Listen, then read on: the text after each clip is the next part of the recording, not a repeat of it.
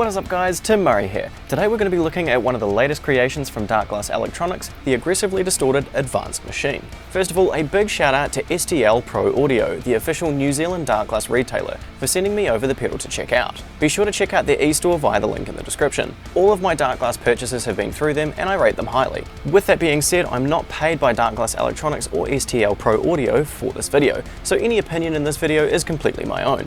I could absolutely roast this pedal in this video if I really wanted to. However, jumping over to the pedal, you'll see quickly why I won't be doing that. So the Darkglass Aggressively Distorting Advanced Machine, which I'm now going to call Adam for the rest of this video, is a collaboration with the great artist Adam "Nolly" Gecko.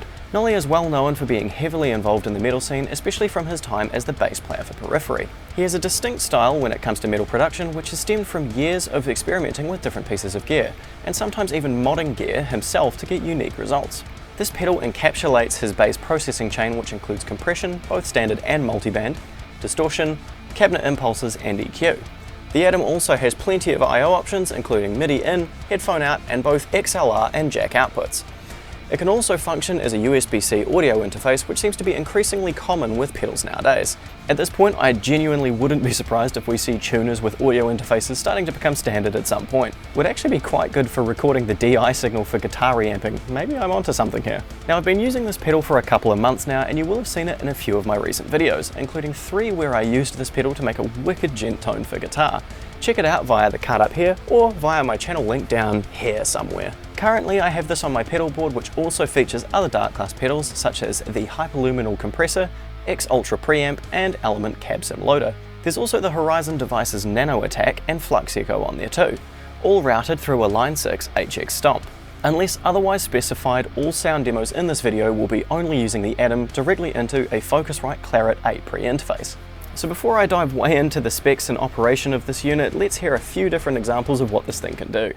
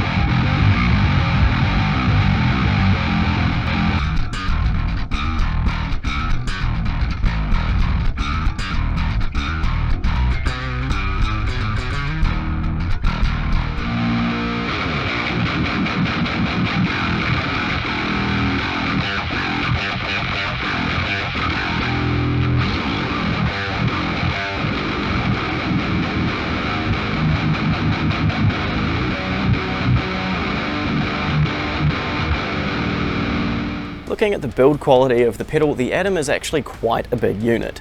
It's the same height as my HX Stomp, and it's also a tad wider.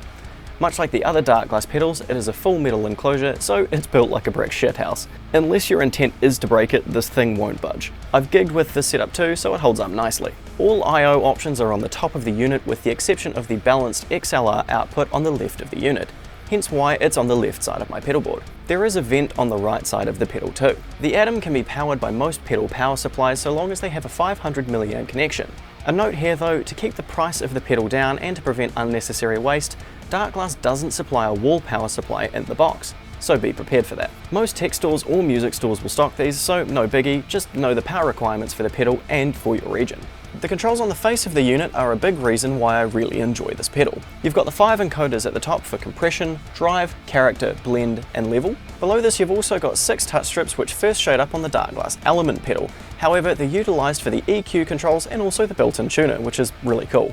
Now, a super unique feature of this unit is that the 3 foot switches at the bottom also act as rotary controls simply by turning them.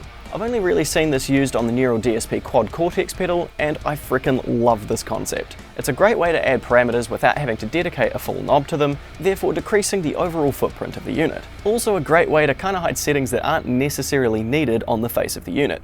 In this case, the 3 additional controls are compression ratio, distortion type, and cabinet impulse responses. All of the controls feature some sort of LED lighting to show what the control is set to. Not only is this great in a live setting, but it's also really helpful when changing preset, as the physical knobs sometimes won't match what the actual parameter is set to. This is because they are digitally controlled. Now here's some of the semi-hidden features on this pedal.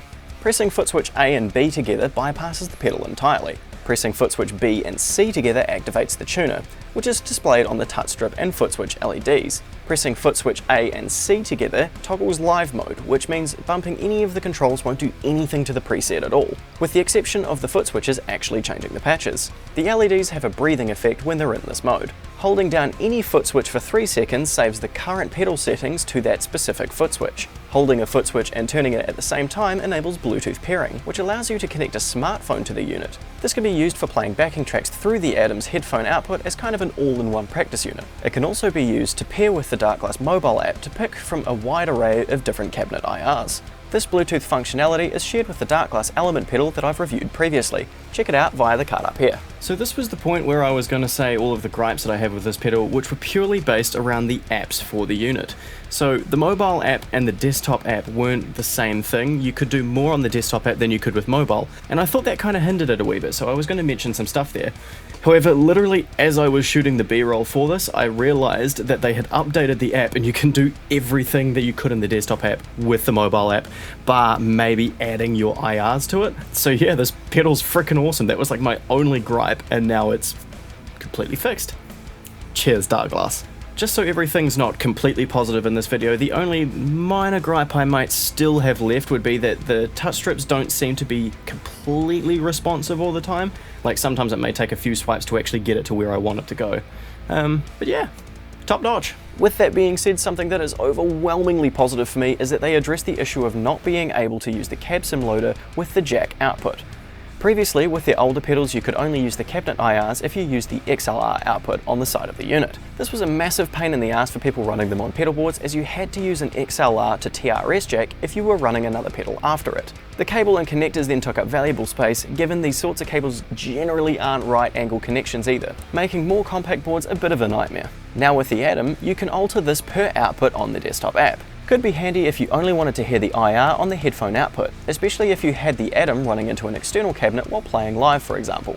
So would I recommend this pedal? Absolutely. And while I may still occasionally go to my X Ultra for a different type of distortion, I still even then run it in conjunction with the Atom most of the time. When compared to the other pedals on a price to functionality scale, the Atom is probably the best bang for your buck. So thanks for watching. I hope this has given you some helpful info if you're looking to buy the Darkglass aggressively distorted advanced machine. If you're in New Zealand, STL Pro Audio is for sure your go-to for this. Tell them Tim Murray sent you. Keep making music, show it to everyone you can, and have a wonderful day. Timmy out.